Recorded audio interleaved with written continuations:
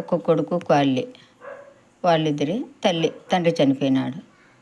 ఏదో ప్రేమగా ఉంటారని పెళ్లి చేసింది. ప్రేమ లేనట్టు ఎప్పుడూ కొట్లాడుకుంటా, ఏది తప్పు చేయకపోయినా ఏదో ఒకటి ఇసుక్కుండేది, కోపం పడేది. భార్య మీద ఇట్లున్నాడు. అయ్యో, నేను బతికినట్టు నా కొడుకు కోళ్ళు ఇట్లుండారే, నేనేం చేయలేను, సంతోషంగా ఉంటారనే కదా నేను పెళ్లి చేసిందని పదిగా కోళ్ళని తిడతా వచ్చింది. కొడుకు ఈనాటిగా తిడతా వచ్చేలకు, ఎందుకు మా అమ్మ పదే ఇట్లా తిడుతుంది, నేను తిట్టేది చూసి మా అమ్మ కూడా తిడుతుందేమో అనుకున్నాడు. అనుకొని భార్యను కొంచెం దగ్గరికి తీసుకొని ప్రేమ చూపిస్తూ వచ్చినాడు.